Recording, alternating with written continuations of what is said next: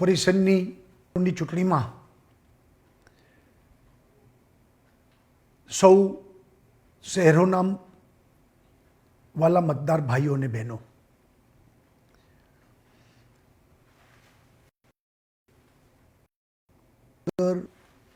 ભાવનગર, વડોદરા જનતાના દર્શન કરવા માટે મને મોકો મળ્યો, પરંતુ વડોદરામાં તબિયત બગડતા અને કોરોનાગ્રસ્ત બનતા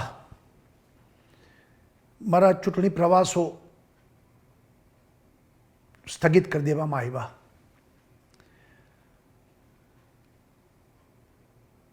ગુજરાતની જનતા અસંખ્ય કાર્યકર્તાઓનો પ્રેમ, લાગણી, શુભેચ્છાઓને કારણે મારી તબિયત એકંદરે સુધરતી જાય છે. આપ સૌએ મારા માટે જે શુભેચ્છા વ્યક્ત કરી, લાગણીઓ વ્યક્ત કરી, પ્રાર્થના કરી, એ તમામનો હું આ તકે આભાર પણ માનું છું. ભાઈઓ બહેનો, ચૂંટણી એક ઉત્સવ છે, પર્વ છે.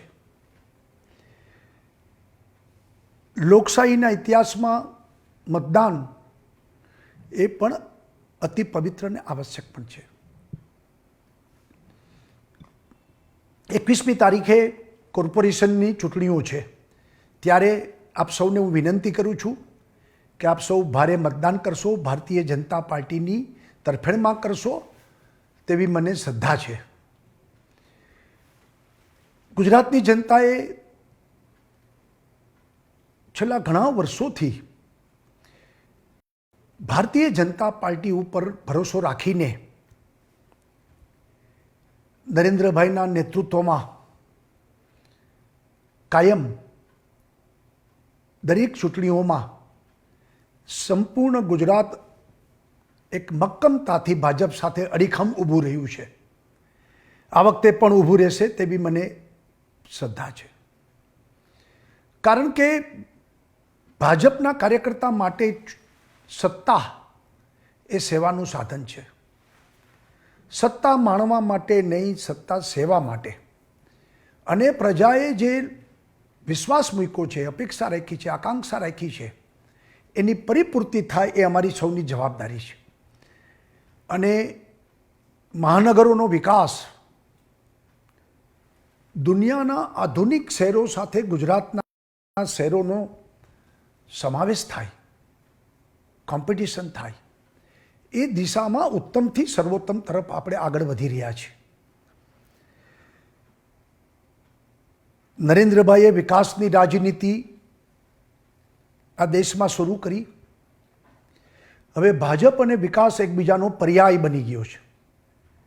અને અત્યારનું વાતાવરણ આપણા ગુજરાત માટે એક સુવર્ણ તક છે, કારણ કે દિલ્હીમાં મોસાળે મા પીરસનાર છે.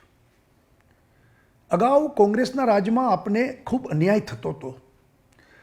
આજે નરેન્દ્રભાઈ ગુજરાતના પનોતા પુત્ર ત્યાં બેઠા હોવાથી આપણે જે માગીએ છીએ એ બધી મદદ આપને મળે છે. એવી જ રીતે કેન્દ્રની સરકાર પણ એટલા બધા પ્રજાકીય કામો, એટલા બધા દેશના વર્ષો જૂના પ્રશ્નો, પછી એ રામ મંદિરનો હશે કે કલમ 370મીનો કાશ્મીરનો પ્રશ્ન હશે, અનેક પ્રશ્નો, કોરોનામાં પણ એકદમ શ્રેષ્ઠ કામગીરી આપણા દેશે કરી. સાથે સાથે રાજ્ય સરકારે પણ અવિરત જેને કહીએ કે ગુજરાતનો સર્વાંગી વિકાસ, શિક્ષણ, આરોગ્ય, રસ્તા, સફાઈ, કૃષિ, સિંચાઈ, સામાજિક ક્ષેત્ર હશે, આદિવાસી ક્ષેત્ર હશે, ગરીબ, પીડિત, શોષિત, ખેડૂત, ગામડા, બધાનો વિચાર કરીને આપણે સર્વાંગિક વિકાસ તરફ કામ કરી રહ્યા છીએ. મારી સરકાર ઈમાનદારીથી, પારદર્શિકતાથી, નિર્ણાયકતાથી, સંવેદનશીલતાની સાથે કામ કરી રહી છે. અને મને આનંદ એ વાતનો પણ છે કે જ્યારે કેન્દ્રની સરકાર આ બધી મદદ કરે, રાજ્યની સરકાર આ બધો પ્રયત્ન કરે, ત્યારે મારા ગામમાં પણ ભાજપ જ હોય તો જ નીચેથી ઉપર સુધી વિકાસને આપણે લઈ જઈ શકીએ. સ્થાનિક સ્વરાજ્યની ચૂંટણી છે, શહેરનું સારું શેમાં છે